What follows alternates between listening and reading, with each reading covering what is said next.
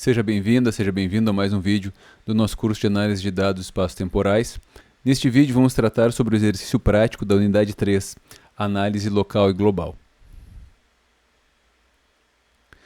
Bom, como nós vimos no capítulo 1 e também um pouco no capítulo 2, a análise de dados espaço-temporal abrange a compreensão de fenômenos que variam ao longo do tempo e do espaço, tendo como objetivo identificar padrões de distribuição e dependências. Os fenômenos espaciais muitas vezes não seguem distribuições aleatórias. Eles são influenciados, na maioria das vezes, pela proximidade geográfica e também pela continuidade temporal. Para investigar essas relações advindas dessas questões, nós podemos utilizar métricas de autocorrelação. E o que é a autocorrelação? A autocorrelação é a correlação de uma variável com ela mesma ao longo de diferentes localizações ou instantes no tempo. Basicamente, nós podemos ter três tipos de autocorrelação: a autocorrelação espacial, a autocorrelação temporal e a autocorrelação espaço-temporal. A autocorrelação espacial mede a relação entre valores de uma variável em diferentes locais, em um instante no tempo. Nós podemos ter a autocorrelação positiva, quando valores semelhantes estão próximos, e nós chamamos isso de clusters. Ou posso ter uma autocorrelação negativa, quando nós temos valores diferentes, próximos uns aos outros, o que caracteriza a dispersão. Nós podemos também ter a ausência, da autocorrelação. Já a autocorrelação temporal avalia a persistência de um fenômeno ao longo do tempo em um mesmo local. Ela mede a repetição de padrões em intervalos temporais. Por fim, a autocorrelação espaço-temporal, ela vai combinar as dimensões espacial e temporal em uma mesma análise e ela analisa a distribuição dos fenômenos ao longo do espaço e do tempo simultaneamente. Algumas métricas de autocorrelação são o índice de Moran global, que mede a autocorrelação espacial no contexto geral, no contexto global, em uma área de estudo. Temos o Moran local, o LISA, que identifica clusters e outliers locais. Outro índice bastante utilizado, o índice G de Gersord, ele foca mais em captar hotspots e cold spots. E também temos o índice de Gary, que é sensível a variações locais também. Então nós veremos ao longo do exercício alguns desses índices e vamos aplicar tanto no contexto global quanto no contexto local. A análise global, ela nos dá uma visão geral dos padrões espaciais em nossa área de estudo e é útil para perguntas mais amplas. Ali no nosso livro-texto vocês podem ter uma visão um pouco mais detalhada sobre a análise global. E também sobre a análise local, que vai detalhar no nível menor de granularidade dos nossos dados. A análise local ela é ideal para identificar hotspots, cold spots e outliers, como nós vimos anteriormente ali, usando os métodos de Gersord, principalmente, e o LISA. Aqui nós temos os termos hotspots, cold spots e outliers. Já havíamos definido hotspots e cold spots no slide anterior. Temos aqui um termo outlier que talvez alguns não conheçam ainda. O outlier é um valor atípico. Ele é um ponto nos dados que se destaca significativamente dos demais em um conjunto de dados. Na análise espacial, um outlier representa uma localização geográfica onde o valor observado é inesperadamente alto ou inesperadamente baixo com relação aos valores das áreas vizinhas. Como eu havia comentado antes, esse nosso vídeo é mais para tratar da questão da atividade prática.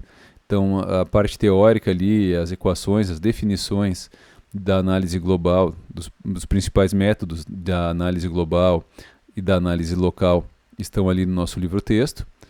E aqui nós vamos tratar mais, na verdade, do estudo de caso. Nós vamos fazer o estudo de caso, que também está parcialmente no nosso livro-texto, que é sobre as avaliações de hospedagens em Copacabana. A ideia é analisar as avaliações, a quantidade de avaliações, nós não vamos analisar avaliações de hospedagens com relação a se as hospedagens são boas ou ruins, mas sim com relação ao número total, quantidade de avaliações. essas hospedagens estão disponíveis pelo Airbnb.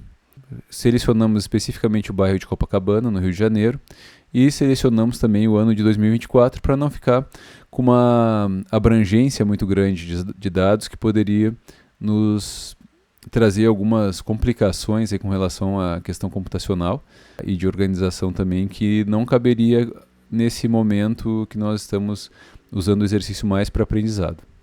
Então, o objetivo principal do nosso estudo de caso é identificar padrões de agrupamento, hotspots, cold spots e comparar diferentes abordagens de autocorrelação. Então, vamos aplicar diferentes índices para ver então os resultados. Escolhemos aqui, né, esse tema específico. Poderíamos ter trazido outros temas para o nosso estudo de caso, para o nosso exemplo, mas esse exemplo é interessante porque tem uma quantidade relativamente grande de dados e esses dados têm uma disponibilidade pública e também, né, o bairro de Copacabana tem uma relevância turística, então nós vamos poder examinar. Então, da mesma maneira que vamos trabalhar com essa questão das hospedagens, poderíamos trabalhar com questão de disseminação de doenças, questão de criminalidade e vários outros assuntos.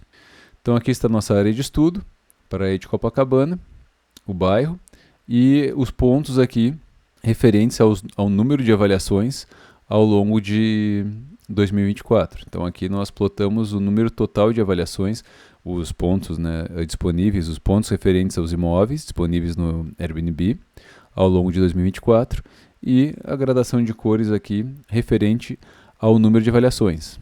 Então, cores mais claras, menos de 20 avaliações, até cores mais escuras aqui com mais de 120 avaliações ao longo do ano de 2024. Então, nosso universo aí de dados compreende 3.395 imóveis. Tivemos um total de 20.591 avaliações ao longo de 2024.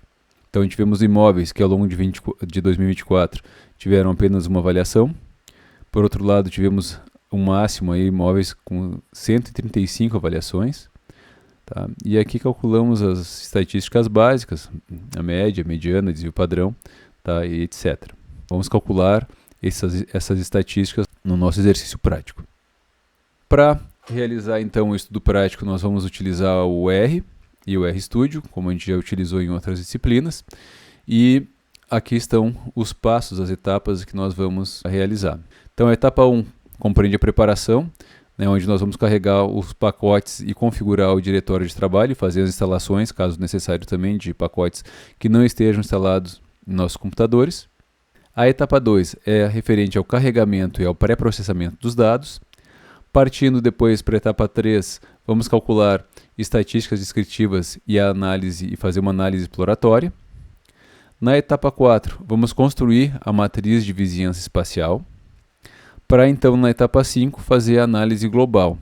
E aí nós vamos utilizar o índice de Moran global. Depois vamos criar aqui uma nova matriz, uma matriz de vizinhança espaço-temporal, para então calcular o índice de Moran global no contexto espaço-temporal. Depois disso, nós vamos trabalhar então com análise local, usando tanto o Moran local quanto o Gersord. Tá? Então a etapa 6 consiste em aplicar o Moran local e definir clusters espaciais. E, por fim, na etapa 7, nós vamos utilizar o Gersord para encontrar hotspots, cold spots, e também para definir a persistência espacial ao longo de 2024. Tá? Então é um estudo que ele é, de certa maneira, completo, mas, por outro lado, né, respeitando aqui o nosso tempo, né, temos um tempo relativamente curto e não podemos nos aprofundar muito. Cada etapa aqui nós poderíamos ter uma discussão, né, um pouco maior do que a que nós vamos fazer, mas a ideia aqui é realmente passar por todas as etapas para mostrar as etapas e ter uma primeira impressão aí da utilização dos índices, né, tanto espaciais quanto espaço-temporais. Reforçando então, o nosso estudo, na verdade, ele não é um estudo aprofundado, ele é um estudo que visa muito mais mostrar as etapas para a realização de um estudo de análise local e análise global, espaço-temporal. Certamente quem for utilizar em seus trabalhos, tanto de TCC quanto os seus trabalhos na área profissional, vai ter que estudar um pouco mais, principalmente estudar estatística, vai ter que limpar os dados. Aqui nós vamos apresentar os dados já limpos, mas quem for utilizar vai ter umas etapas a mais de trabalho, principalmente na preparação de dados, que muitas vezes é uma etapa bastante trabalhosa, quanto com relação ao conhecimento aqui de algumas questões envolvidas nos cálculos, por exemplo, da construção da matriz de vizinhança espacial ou da matriz espaço-temporal, para que a gente consiga realmente dominar, entender e obter resultados reais, resultados confiáveis, e também para depois interpretar os índices advindos lá da análise global e da análise espaço-temporal. Em caso de dúvidas, deixo aqui meu e-mail. Então entre em contato tanto pelo e-mail quanto pelo Moodle. Também entre em contato com os tutores, em caso de dúvidas, também eles podem ajudar vocês. E vamos começar então a parte prática da nossa aula.